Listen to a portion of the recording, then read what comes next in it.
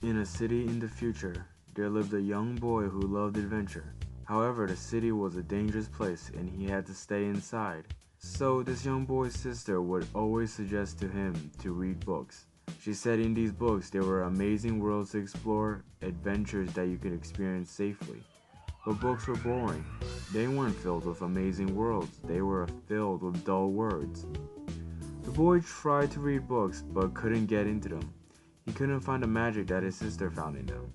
So he decided, regardless of the dangers, he would leave his house and go on an adventure. He went outside to explore the nearby alleyways and stumbled upon a forest not far from his house. Now this was the adventure he was looking for. His parents had never taken him here.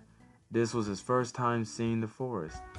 Overwhelmed by excitement, he ran into the forest, taking in the sight of trees and plants surrounding him.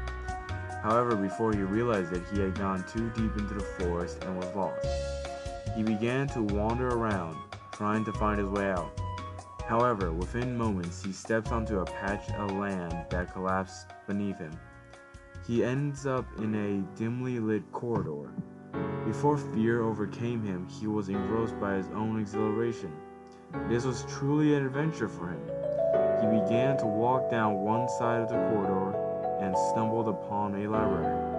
At first, he was disappointed by his discovery being books. However, as he stood there, he felt that he could find some magic from these books. He began to browse through random books in the shelves, hoping to find something. There were books that were too damaged to read, books that were too complicated for him to understand, thick books with tiny print that spoke about history. He began to become bored, but before he gave up, he opened one more book. This book glowed upon opening. A faint light shined in his face. He couldn't read the words that were on the page, but he understood them. An image of a small flame appeared in his mind. In front of him appeared a flame rising from a circle of mysterious symbols. This book did have magic in it. He had found